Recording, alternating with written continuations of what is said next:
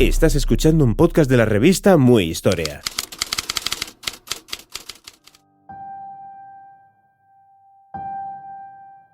Capítulo 2. La Guerra Civil Rusa. Blancos contra rojos.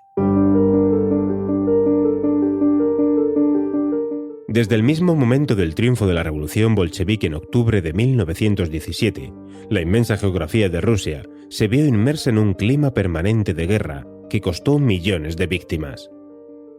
Las hostilidades se prolongaron hasta 1923, aunque con intensidad desigual, y el gobierno revolucionario tuvo que enfrentarse a los partidarios del antiguo régimen zarista, o de una república liberal, apoyados por fuerzas aliadas extranjeras, así como, simultáneamente, a Polonia y a revueltas locales promovidas por movimientos izquierdistas y separatistas que surgieron en medio del caos provocado por el hundimiento del zarismo.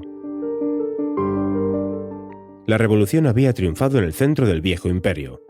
Moscú, Petrogrado, así se llamaba San Petersburgo desde finales de 1914, y las zonas occidentales más industrializadas de Bielorrusia o de la cuenca del Volga estaban bajo control bolchevique, que rápidamente, y para asegurar el triunfo de la revolución, tuvieron que claudicar ante los alemanes en marzo de 1918, firmando la paz de Brest-Litovsk y entregando extensos territorios.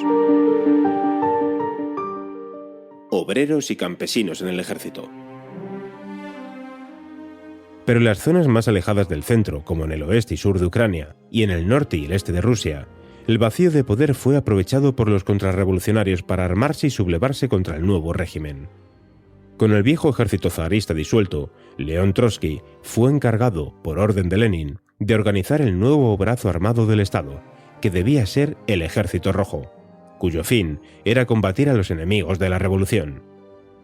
El núcleo de las fuerzas revolucionarias fueron los voluntarios bolcheviques de la Guardia Roja, pero ante su escaso número fue preciso proceder a reclutar forzosamente a obreros y campesinos.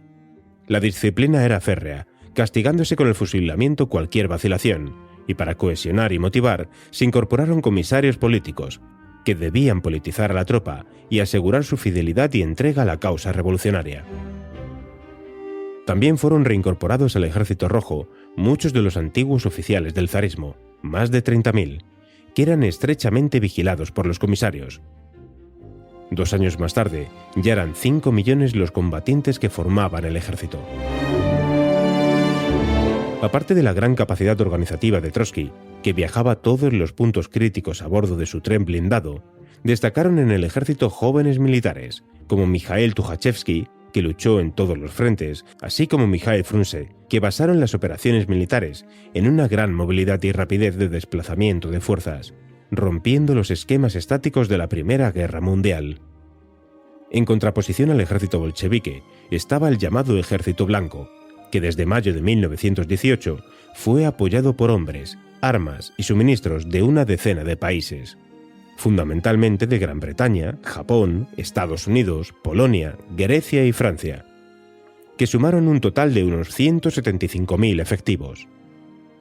Las razones eran obvias: el pánico al contagio revolucionario que en todo el mundo se desató. A diferencia de los rojos, los blancos estaban encabezados por distintos generales zaristas, que actuaban con excesiva ambición personal y rivalizaban entre sí, actuando autónomamente en distintos frentes. Eran todos contrarrevolucionarios, pero tenían distintos modelos políticos, si es que los tenían. Destacaron Alexander Kolchak, Anton Denikin, Lev Kornilov o Piotr Wrangler. Contaban con el apoyo de la Iglesia Ortodoxa y de las fuerzas políticas y económicas derrocadas en octubre de 1917, pero carecían de proyecto homogéneo y de la disciplina necesaria. Fuerzas antirrevolucionarias. Meras acciones de los soldados blancos se desarrollaron en el sur, en la cuenca del Don y en Siberia, logrando avanzar resueltamente hacia el centro del país en verano de 1918. Fue ese año en el que alcanzaron más éxitos, logrando conquistar Kazán en el este, Arcángel en el norte y casi todo el territorio al este de los Urales.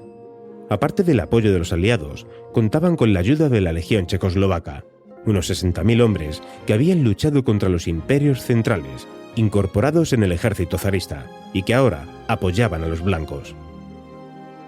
En un intento de organización, desde noviembre de 1918, fue elegido como mando supremo el almirante Kolchak, que demostró sus cualidades militares.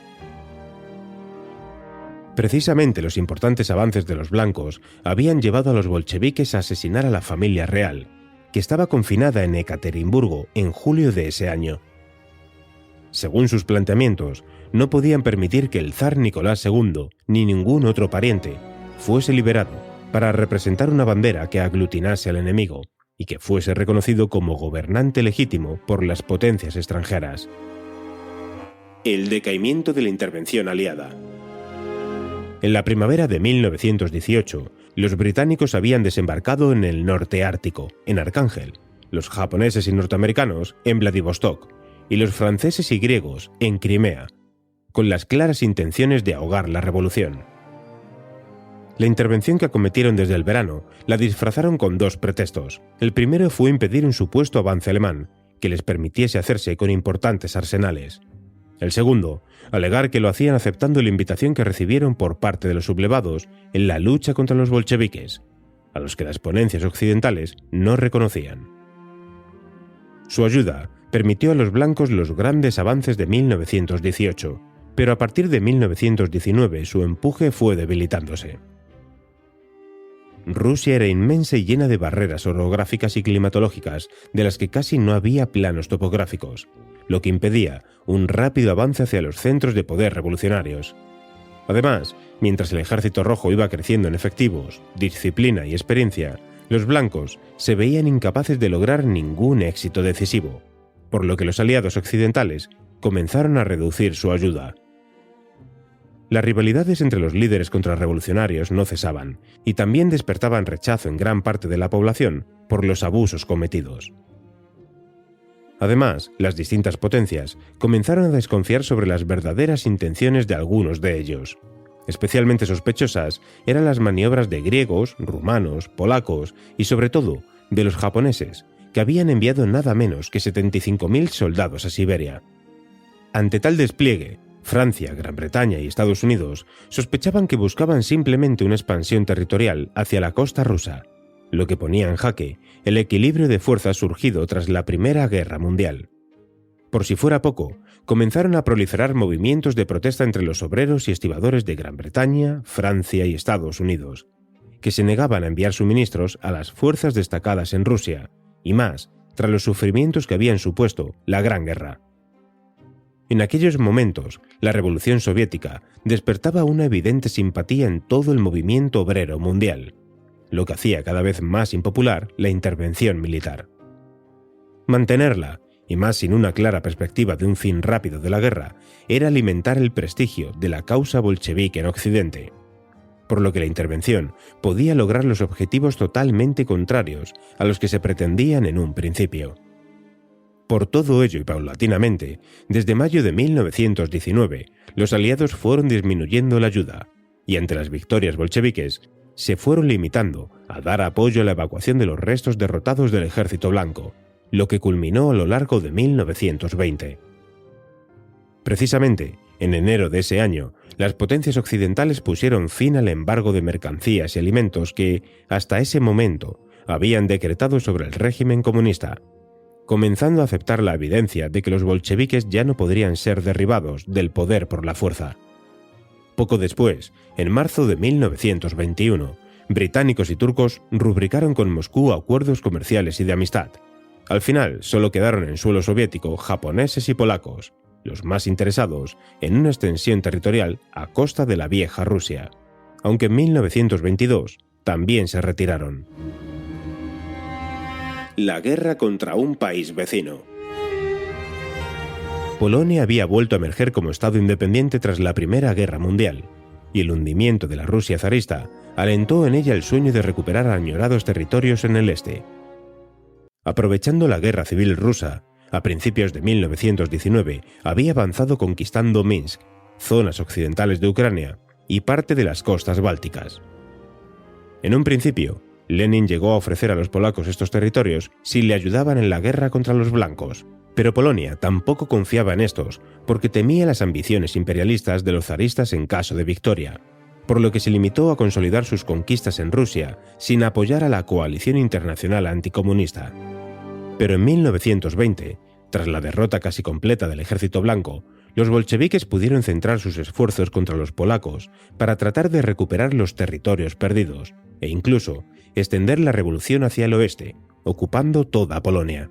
Sin embargo, adelantándose a los planes soviéticos, en abril atacaron y ocuparon Kiev con la ayuda de parte de los ucranianos. No obstante, la población local estaba dividida en sus simpatías, porque temían por igual a los dos imperialismos, el ruso y el polaco. El contraataque del Ejército Rojo en junio consiguió reconquistar la capital, pero a costa de un enorme número de bajas y la destrucción masiva de cosechas e infraestructuras.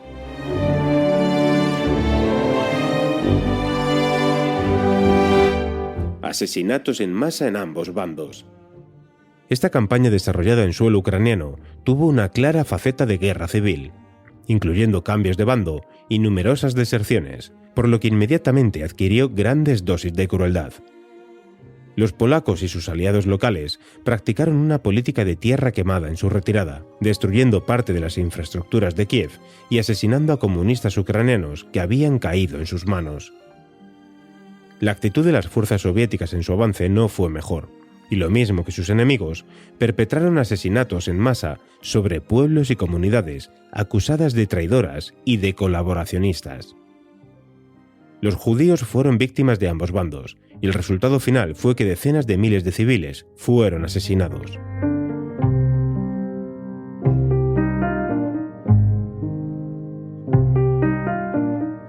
La ofensiva soviética se lanzó después sobre Polonia, y en agosto estaban ya a las puertas de Varsovia. Los polacos tuvieron que retroceder y centrarse en la defensa de la ciudad, que parecía perdida. En la batalla se enfrentaron más de 100.000 hombres por bando, y todo parecía decantarse del lado soviético, pero los servicios de información polacos sabían con anticipación todos los movimientos de su enemigo. Este factor, junto con el agotamiento de las tropas rusas y el exceso de confianza de sus mandos y las rivalidades que surgieron entre ellos, provocó que el ataque sobre Varsovia fracasase y que los polacos pudiesen volver a la ofensiva con éxito. La derrota soviética fue total, y todas sus unidades tuvieron que retirarse tras sufrir graves pérdidas. En octubre de 1920, los polacos ya habían penetrado, de nuevo, en Bielorrusia, y en Ucrania, los nacionalistas antisoviéticos volvieron a sublevarse y expulsar a los comunistas de la parte más occidental del territorio. En ese mismo mes se firmó el armisticio que ponía fin a la guerra. Se volvía en buena medida a las fronteras pactadas en Brest-Litovsk, perdiendo Polonia los territorios bielorrusos y ucranianos que recientemente había conquistado, pero consolidando su independencia. Ambos ejércitos estaban agotados y habían sufrido enormes pérdidas, por lo que era hora de lamerse las heridas. La única variación se dio en Ucrania, en donde los soviéticos volvieron a expulsar por completo a los nacionalistas ucranianos apoyados por Polonia. Al final de la guerra, cada bando había sufrido unas bajas similares, unos 60.000 muertos y el triple de heridos por ejército. Pero una vez más, fue la población civil la que sufrió las consecuencias de una contienda que fue en gran parte civil y que afectó a eslavos, que de golpe vieron cómo cambiaban de nacionalidad sin saberlo ellos ni sus campos de cultivo. Decenas de miles de polacos, rusos, lituanos, ucranianos fueron asesinados por el mero hecho de ser católicos, judíos u ortodoxos, o hablar una lengua u otra, o murieron víctimas del hambre y enfermedades desatadas tras la quema de cosechas o matanza de ganado. Las últimas revueltas separatistas y sociales. Pero la paz no llegó a la nueva Unión Soviética, no solo debido a la resistencia contrarrevolucionaria, sino también a las enormes hambrunas que se desataron entre la población civil debido a la guerra. Nada más llegar al poder, Lenin impuso el comunismo de guerra, que destinaba todos los recursos a alimentar al ejército y a las grandes ciudades.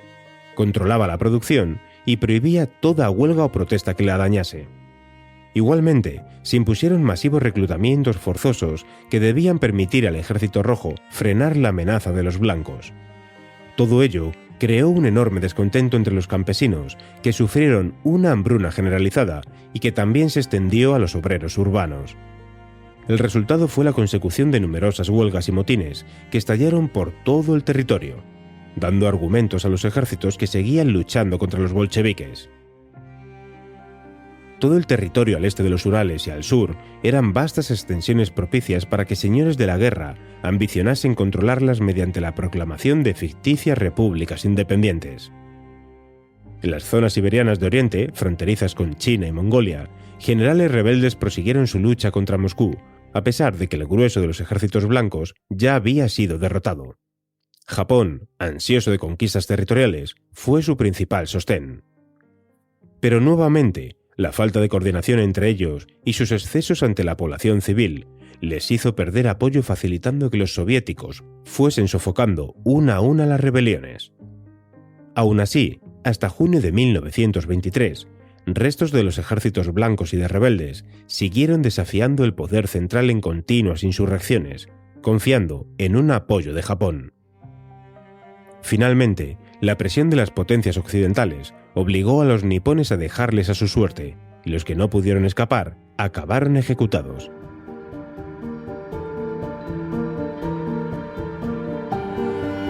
Consolidación del poder comunista. También en los territorios de Asia Central y del Cáucaso, en donde la población era mayoritariamente musulmana, estallaron rebeliones.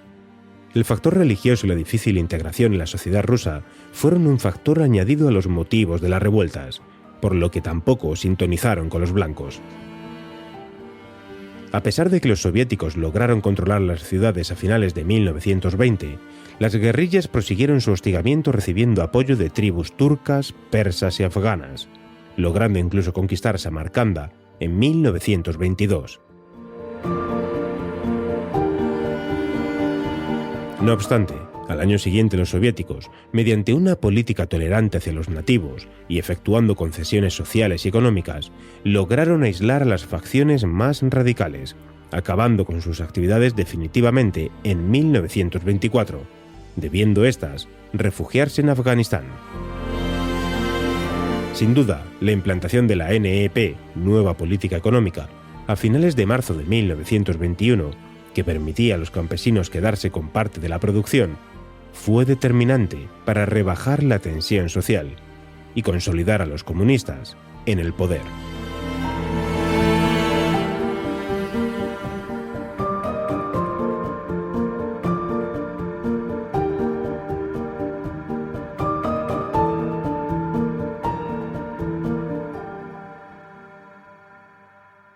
Muchas gracias por escuchar los podcasts de Muy Historia.